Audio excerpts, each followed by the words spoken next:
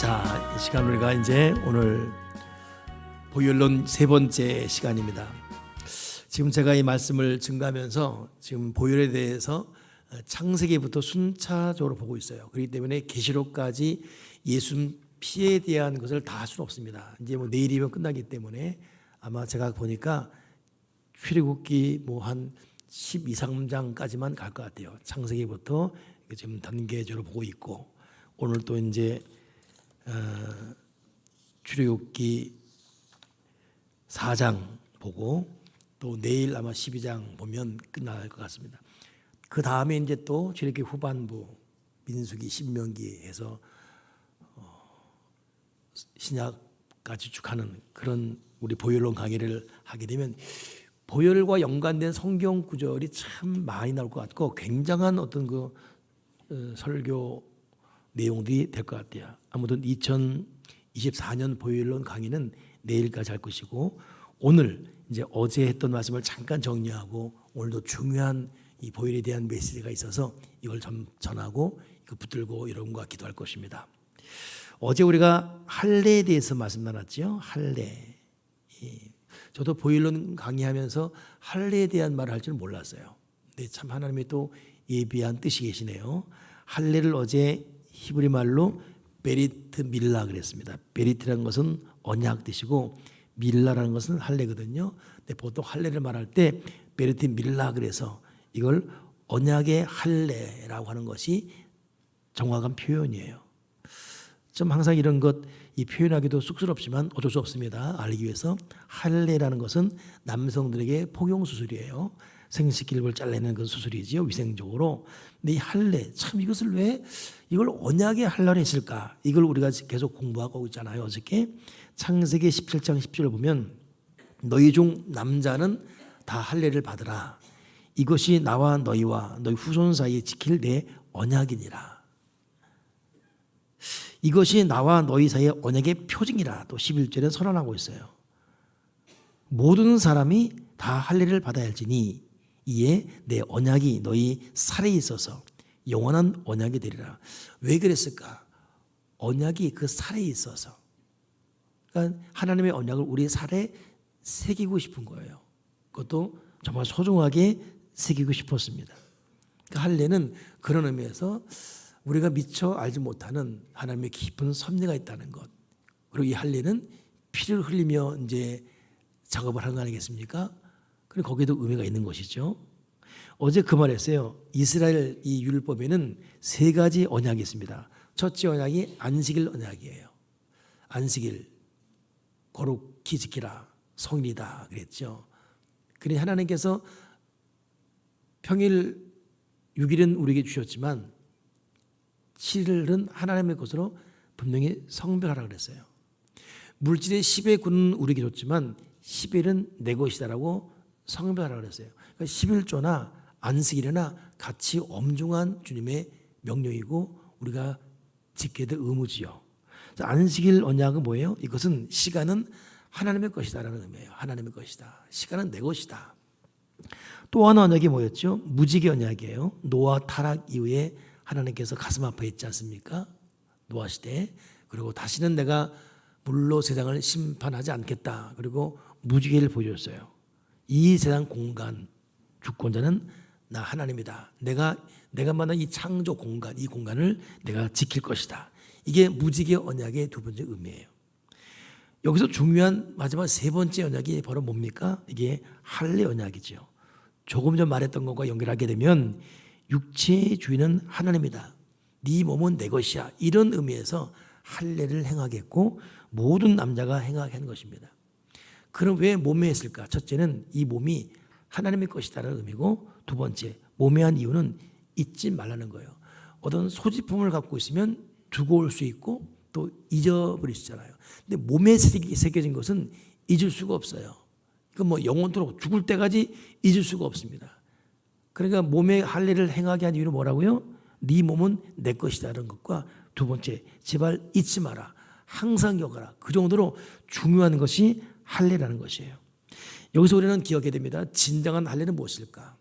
주님이 이토록 할례를 계속 강조하는데 진정한 할례는 무엇일까? 첫째, 우리가 지금 공부한 육신적 할례죠. 남자의 포피를 베는 것, 육신적 할례예요. 근데 이 할례가 육신적 할례 여기서 멈추면 안 됩니다.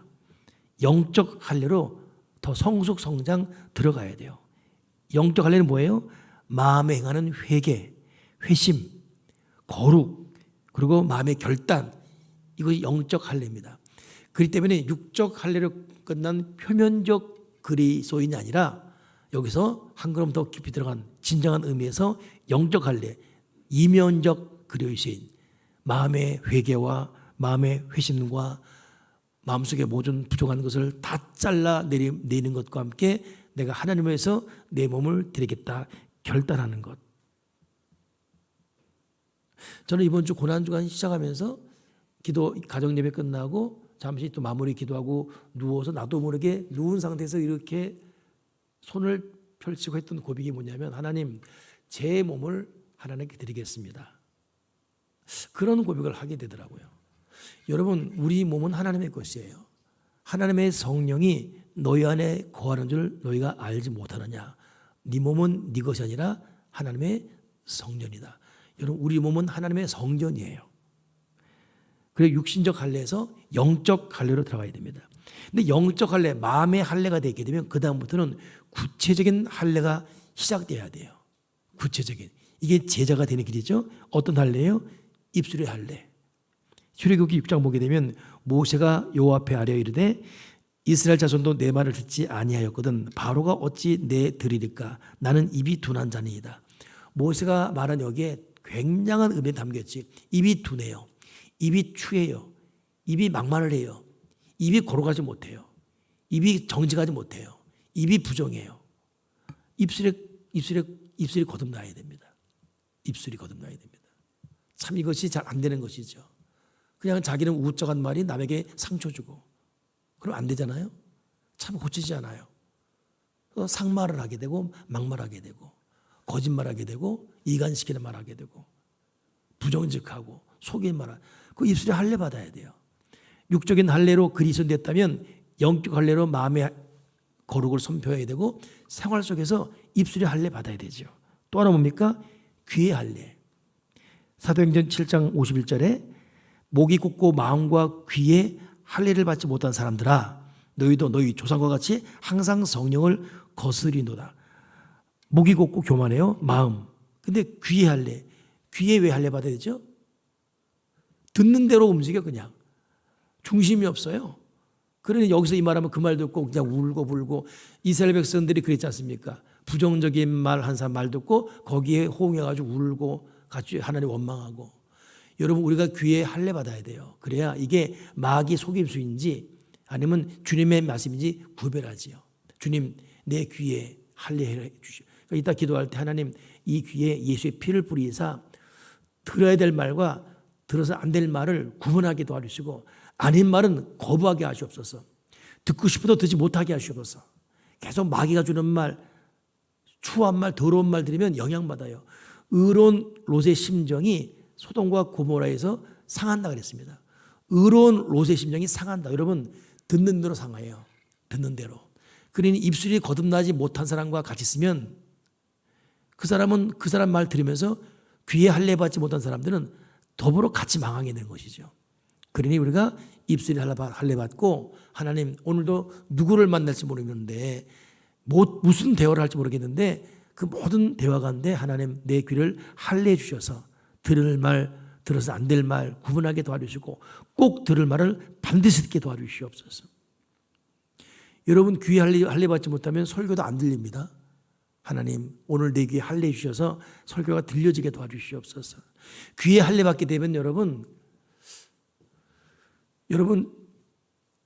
최고의 설교가 누구 설교죠? 홍일남 목사님이 아니라 베드로를 회개시킨 닭의 닭 꽃기요. 그 꽃기요 닭 앞에 베드로가 회개했어요. 이게 여러분 귀에 하나님의 은혜가 임하면 짐승 울분 소리도 회개합니다. 소리치는 돌 소리에도 회개해요. 근데 귀에 할례가 오지 않냐면 어떤 말에도 은혜가 오지 않습니다. 강팍하기 때문에. 또 어떤 할례죠? 방금 전에 했던 영적 할례에 해당되는 마음의 할례. 신명기 10장에 너희는 마음의 할례를 행하고 다시는 목을 곧게 하지 마라. 신명기 이미 율법에서 이미 육체의 할례를 가리키는 그 구약 시대에 먼저 지적했어요. 마음의 할례를 행하라. 예레미야 4장 4절에도 유다인과 예루살렘 주민들아 너희는 스스로 할례를 행하며 너희 마음 가죽을 베고. 그러니까 참 구약이 육체적으로 하는 것 같지만 이미 영적인 마음의 내면적인 것을 딱 터치하고 있습니다. 마음 가죽을 베라. 그리고 할례를 스스로 해라. 스스로.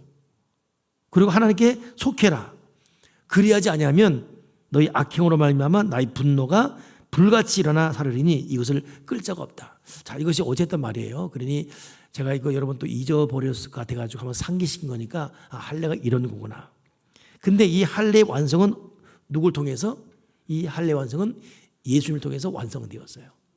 구약 시대에 있던 하나의 일반적인 예신 것이고 이 할례를 계속 말한 것은 결국 완벽한 할례, 온전한 할례, 예수님 통해서 완성시키죠. 어떻게 해요?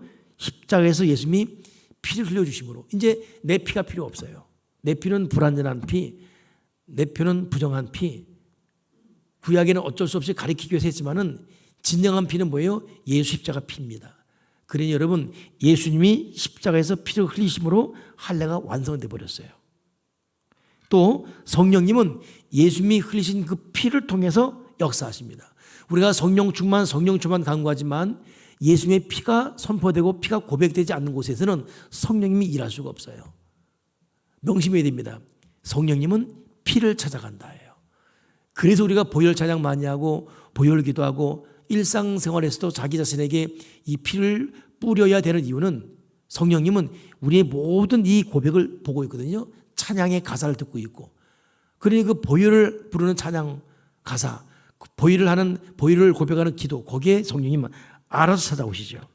그 성령은 피를 통해 역사하심으로 할례를 구체적으로 이루고 계신 것입니다. 또 하나 중요한 것은 이 할례 완성은 결국 성찬 예식을 행함으로. 그러니까 우리 교회가 이 성찬 예식을 행하는 교회가 된 것이 참 감사하고 한 달에 한 번씩 성찬 예식하는 교회가 대한민국에 거의 없어요. 난 이것이 너무 감격스럽습니다. 근데 내가 이걸 어디서 배웠냐면 여의도 순복음교회에서 배웠어요. 신학생 때 가는데 자주 하는 거예요. 그때 있는 제가 다니던 교회는 추수감사절 무슨 그때 1년에 한두 번 할까 말 거거든요. 근데 거기는 매주 마지막 주가 했던 것 같아요. 저게 뭐지?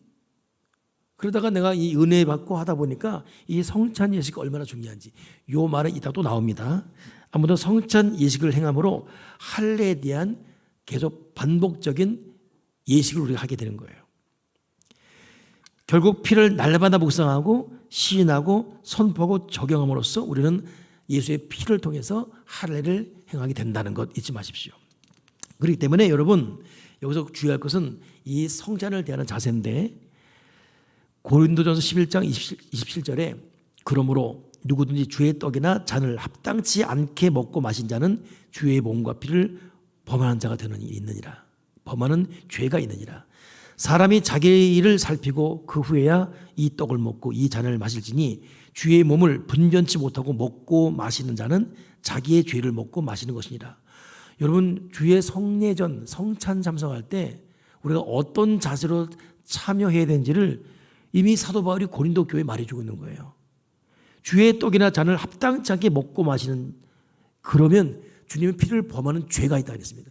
그러면 여기서 주의 떡이나 잔을 합당치 않게 먹고 마시는 자가 무슨 말이죠? 이건 예수님의 죽으심이 곧 나의 죄를 위한 것이라는 것을 깨닫는 그런 깨달음이 없이 그냥 희생과 사랑을 통해 예수 그리스도의 뜻을 받아들이고자 하는 열의가 없는 상태입니다. 그래서 여러분 반복하는 성찬식이지만 그때마다 이 피는 이 떡은 나를 위해 흘리신 주님의 살과 잔이다. 이런 고백으로 먹고 마셔야 돼요. 그냥 아무 생각 없이 먹고 마시면 안 되는 것이고 그 농담해서도 안 되고 옛날 어느 분 그러더라고. 성찬 마시니까 너무 맛있더래요. 한 잔만 더 주시오. 뭐 이랬다는 거예요. 그리고 같이 웃었단 말이에요. 그렇게 까불 수 있는 게 아니에요. 그렇게 마시거나 먹는 게 아니니까.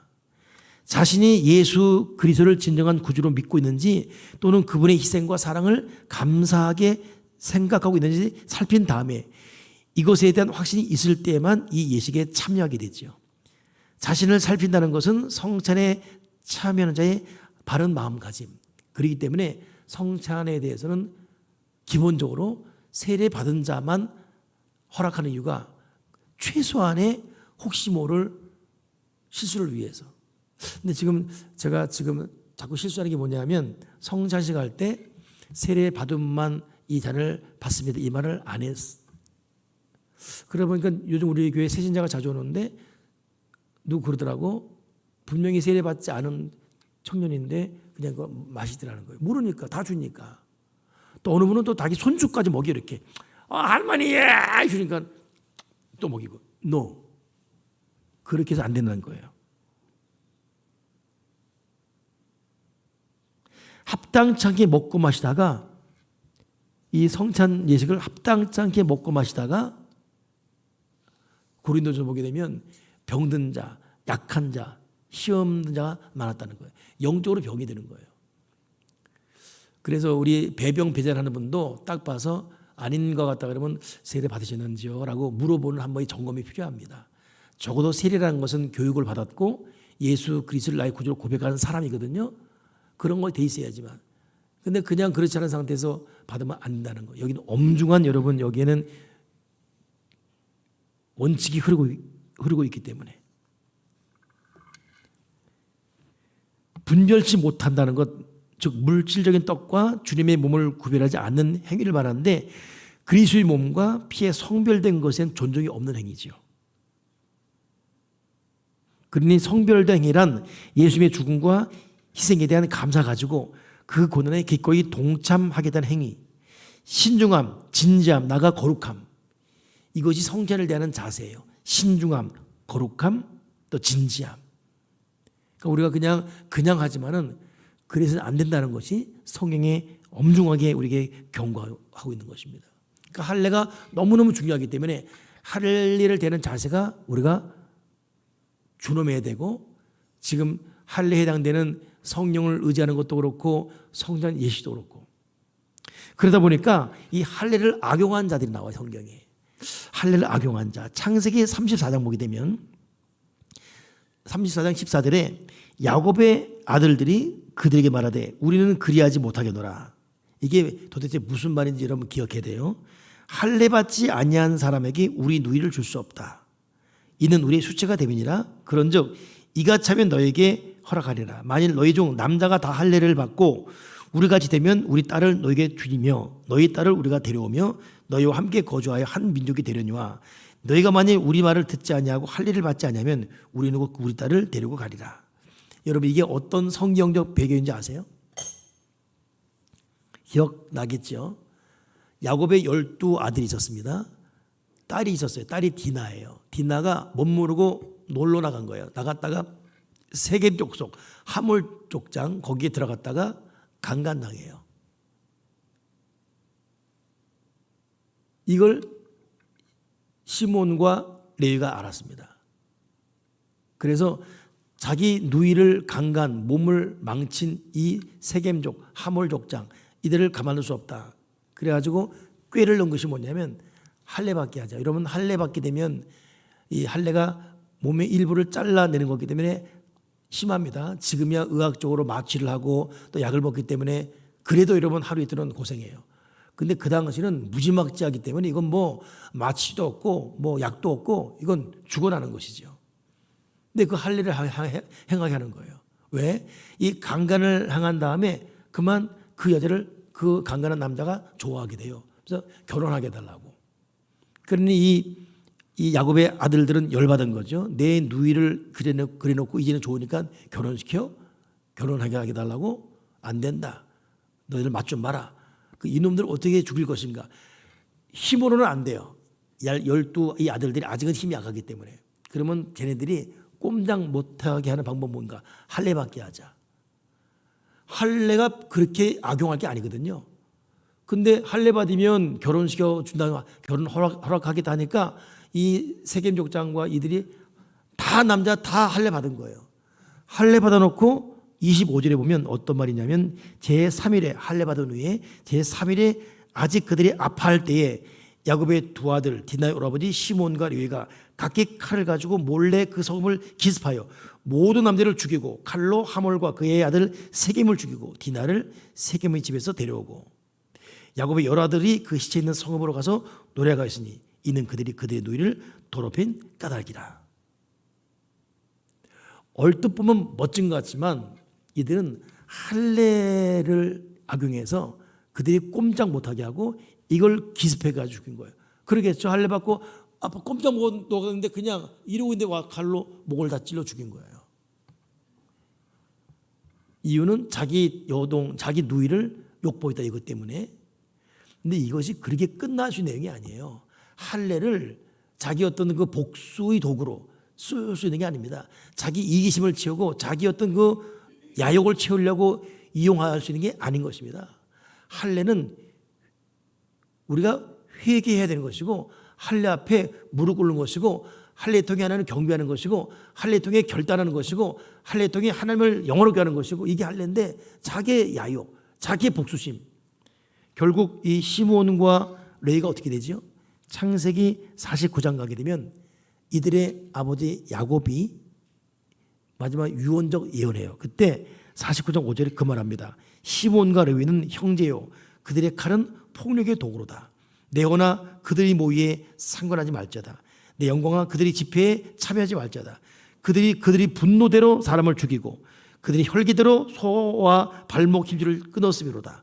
그 노염이 혹독하니 저주를 받을 것이요 분기가 맹렬하니 저주를 받을 것이다. 내가 그들을 야곱 중에서 나누며 이스라엘 중에서 흩트리로다.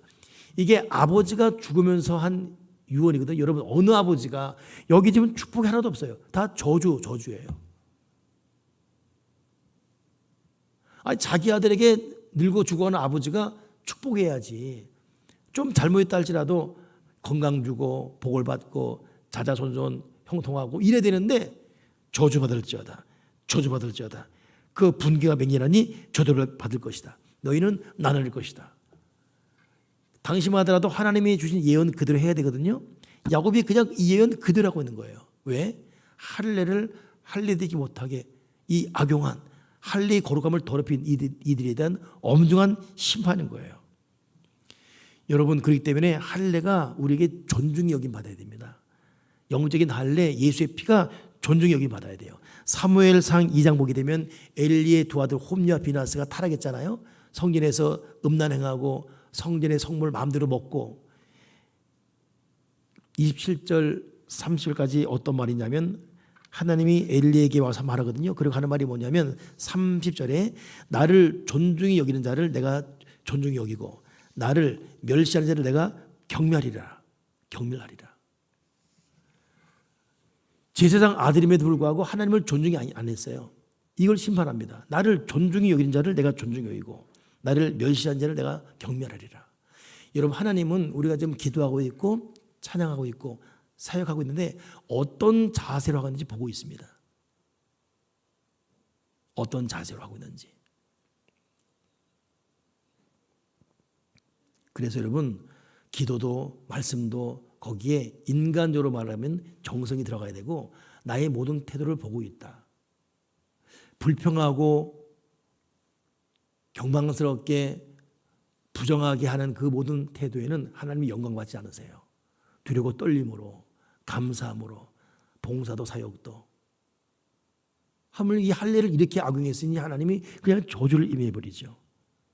기억해야 됩니다. 나를 존중히 여기는 자를 내가 존중히 여기고 나를 멸시하는 자를 내가 경멸하리라.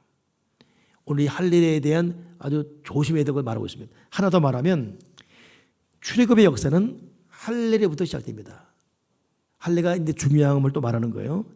이거 여러분 또 한번 기억해 보세요. 어떤 말인지. 출애굽기 4장 보게 되면 모세가 길을 가다가 숙소에 이를 때에 여호와께서 그를 만나서 그를 죽이려 하는지라 십보라가 돌칼을 가져다가 그 아들의 포피를 베어 그 발에 갖다 대며 이르되 당신은 참으로 내게 피난편이로다 하니 여호와께서 그를 놓아주시니라. 그때 십보라가 피난편이라면 할례 때문이었더라. 이건 또 어떤 말이에요? 이건 어디서 나온 말이죠? 기억나십니까? 이게 지금 모세가 애굽에서 애굽 군인 때려 죽인 이후에 광야로 도망 나와서 40년 살지요. 그때 양을 치는데 갑자기 호렙산에 불이 붙었어요. 왜 나무가 안 타지? 갔다가 거기서 하나님의 부름 받습니다. 모세야, 네가 선 곳은 거룩한 곳이다. 발에서 신 벗어라. 신을 벗습니다. 그리고 그때 사명을 받아요. 내 백성의 고통 소리가 내게 들렸다. 가서 내 백성을 구원하라. 이때 모세가 안 간다고 바득바득 이랬습니다. 하나님 안 갑니다. 못 갑니다. 내가 누구간데 가겠습니까? 바로가 내 말 듣겠습니까? 내가 너와 함께 가겠다. 하나님이 달래요. 나중에는 보낼 만한 사람 보내소서. 나는 입이 둔한 사람입니다. 그때 하나님이 막 진노하시잖아요. 네 손에 뭐가 있느냐? 지팡이입니다. 던져라. 던져 뱀이 되고 집어라. 또 지팡이 되고.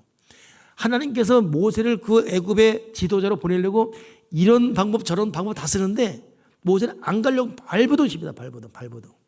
바득바득. 결국 하나님은 가라. 모세는 못 간다. 하나님 제발 가라. 모세는 못 갑니다. 내가 그런 인생의 인간이 아닙니다. 나는 가라. 못 간다. 그러다 어떻게 되죠? 가게 돼요. 가겠다고 결심하고 마음을 딱 다스리고 아멘 가겠습니다. 그리고 이제 집에다 말하고 이제 가려고 가다가 십보를 만나기 전에 지금 숙소에 있을 때 하나님을 만나게 되는 거예요. 근데 하나님이 죽이려고 하고 있어요. 모세를. 이 말이 참 희한합니다. 아니 지금 모세를 애굽에 보내서 이스라엘 백성을 구원해야 되는데 또 죽이려고 하고 있어. 도대체 하나님 장난하시나 지금? 아니 모세가 죽으면 안 되잖아요. 지금 광야 애국 가서 광야로 인도해 내야 되고 써야 되는데 아니 가라고 할 때는 언제고 또 죽인대 지금 또. 근데 이걸 본 시보라가 부인 이름이죠. 모세 부인이죠. 누구한테 들었는지 배웠는지 세상에 갑자기 자기 아들 이름이 게르솜입니다. 게르솜의 포피를 잘라요. 할례 거기서 잘라버립니다. 그리고 이걸 던져버렸어요. 그러니까 피가 나겠죠. 그럼 한번 우리가 상상해 봅시다. 갑자기 아들이 있어. 갑자기 아버지가 아들 바지를 확 벗겨. 엄마 뭐 하는 거야? 가만히 있어. 딱 잘라가지고 휙 던져버렸어요. 이것 때문에 하나님의 사자가 모세를 안 죽입니다. 그리고 당신은 나의 피난편이다. 이것은 할례를 말한 것이다. 이것 때문에 모세가 죽음을 면해요. 모세가 얼마나 중요합니까? 지금 이스라엘 백성을 구원하러 보내야 돼요. 근데 이것 때문에 하나님이 애원할 정도로 모세를 달리고 있어요. 근데 이것도 할례를 앞서지 못합니다. 아무리 준비된 자고 아무리 유능하고 아무리 탁월하고 하나님 꼭 필요하다 할지라도 피가 없으면 결국 못 써요. 뒤집어서 말하면 무능해, 못생겼어, 쓸모적이 없어. 근데 피를 의지해. 그러면 씁니다. 그리고 모세 아니라 모세 할아버지라 할지라도 할례를 앞서지 못해. 할례를 앞서지를 못합니다. 피를 앞서지를 못하는 거예요. 그래서 지금 이 할례는 출애굽 역사는 할례에서부터 시작된 거예요. 호리삼 떨기나무, 모세 탁월함, 모세 지팡이 여기서 시작이 아니라 진정한 출애굽 역사는 모세 할례 앞에 무릎 꿇는 거기서부터 시작이 된 거예요. 그러니 여러분 이 할례가 얼마나 중요합니까? 할례의 완성은 예수의 피라 그랬죠. 예수의 피가 얼마나 중요합니까? 우리는 그 피를 찬양하고 그 피를 붙들어야 돼요. 마지막 결론적으로 예수 그리스도 보혈에 대한 우리의 자세죠. 제가 5가지 정리했어요. 이것이 오늘 우리 기도의 제목이고 평생 신앙생활의 원칙이 돼야 됩니다. 첫째는 보혈을 믿어야 됩니다. 예수의 피를 믿어야 돼요. 이 피가 나의 죄를 용서했고 이 피가 나의 피난처이고 이 피가 나의 권세이고 이 피가 나의 모든 것이다. 이 피 앞에 마귀는 떠나가는 것이고 피를 믿어야 되는 것이에요. 피의 생명력, 피의 구원, 피의 절대성, 예수의 피를 믿어야 되죠. 두 번째는 이 보혈을 존중해야 돼요. 나를 존중히 여기는 자가 자를 내가 존중히 여기고 나를 멸시하는 자 내가 경멸하리라. 그러니까 여러분 예수의 피를 존중히 여겨야 돼요. 그 피를 경배해야 됩니다. 예수의 피를 경배해야 돼요. 그 생명이니까. 또 하나 보혈을 소중히 여겨야 됩니다. 왜 우리가 보혈을 찬양하는지 보혈이 소중히 여김 받아야 돼요. 더 나아가 네 번째 보혈과 날마다 사귀어야 됩니다. 날마다. 하루도 내 입에서 보혈이 선포되지 않으면 안 된다는 것이에요. 날마다 보혈을 사귀어야 되고 보혈과 같이 지내야 되고 다섯 번째는 보혈을 순간마다 상황마다 믿음으로 선포해야 돼요. 어떤 순간? 위기의 순간, 아픔의 순간, 갈급한 순간, 어쩔 줄 몰라하는 순간, 고통의 순간, 시험의 순간, 원수막이 공격의 순간마다 예수의 피를, 상황마다 예수의 피를. 그러니 이것이 한꺼번에 적용돼요. 예수의 피를 믿고 있고, 이 피가 내 속에서 존중이 여김받고 있고, 이 피가 나에게 너무 소중하고, 이 피를 나는 날마다 선포하고 있고 사귀고 있고, 이 피를 순간마다 상황마다 믿음으로 선포할 때 이 피는 나에게 기적이 된다. 너에게 기적이 뭔지 아니? 뭡니까? 예수의 피가 기적이다. 보혈이 기적이다. 오늘 여러분 마음속에 다시 한번 보혈이 소중히 여겨지길 바라고, 오늘 기도할 때 주님, 이 보혈이 내 속에서 찬양받고 경배받게 도와주시옵소서. 내 가정, 내 모든 삶 가운데 날마다 보혈이 선포되되 믿음으로 선포되게 하시고, 소중히 존중히 보혈 두려운 줄 알고 살아야 돼요. 함부로 하시는 것이 아니라 보혈을 예배하는 사람처럼 우리 섬기면서 이 보혈이 내 속에 입에서 선포되어야 되죠. 오늘도 여러분 이 보혈 붙들고 우리 간절히 여러분과 여러분 자신을 위해서, 가정 위해서 기도할 때 보혈이 여러분 속에 기적이 될 줄 믿습니다. 할렐루야. 여러분 전우자 임마누엘. 자, 이제 우리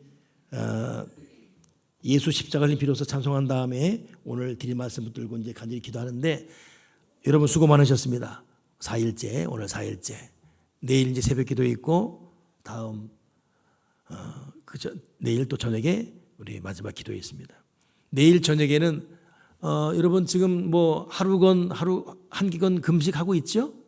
예, 꼭 동참하십시오. 또 내일 동참하시고, 내일은 7시 반에 예배해서 한 9시 좀 넘어 끝나게 되면 그때로 금식 다 끝내는 거예요. 끝내고 나서 식사를 우리 카페에 그립시서 하게 됩니다. 지금 봉사팀들이 소고기 죽이죠, 맞죠? 예, 열심히 하고 있어요. 그하고 또 뭐죠? 김칫국? 예, 김칫국. 예, 열심히. 감사합니다. 하여튼 맞죠? 봉사팀 맞죠? 세일팀이에요? 네? 봉사팀. 예, 하여튼 잘해 주시고. 그러니까 그렇게 하시고, 또 이렇게 죽 먹은 다음에 금식한다면 꼭 새우깡이나 무슨 뭐지 여기? 버터링, 뭐 또 바나나, 아니야, 바나나가 아니고 코코넛. 네, 이건 금식한 사람들이 많이 하는, 우리 통하는 거예요. 그래서 생각나면은 하나씩 갖고 오세요. 나눠 먹게. 하나씩 갖고 오면 펄처럼 많더라고. 그러니까 주소면서 뭐 갖고 오세요. 그러면 죽도 먹고 내일 거기서 마지막 파티하고, 내일까지 잘 견디십시오. 그리고 내일 금식 승리하시고 내일 새벽 마지막 찍으시고, 지금 우리 교회 지금 5일 금식하는 분도 계십니다. 꼭 승리하시고. 그렇습니다. 하나님께서 그 은혜를 내려줄 것이에요. 우리 찬송한 다음에 우리 지금 기도 제목 보면서 기도하시고, 기도 끝나면 자연스럽게 불 꺼주시고 음악 또 바꿔주시면서 간절히 기도해야 돼요. 여러분 기도해야 되죠. 그렇죠? 기도해야 응답받고, 기도해야 마음의 평강 옵니다. 기도해야 불안하지 않아요. 기도해야 길이 열려지는 것이고, 그 기도에 예수의 피가 선포될 때 하나님 역사하십니다. 오늘 간절한 마음으로 기도하시고, 그 간절한 기도에 예수의 피를 선포하셔서 여러분 낙심좌절 두려워하지 마시고 기도의 기적, 보혈의 기적을 체험할 수 있는 저와 여러분 되기를 주님의 이름으로 축복합니다. 우리 찬송한 다음에 동서로 간절히 하나님 앞에 기도하겠습니다.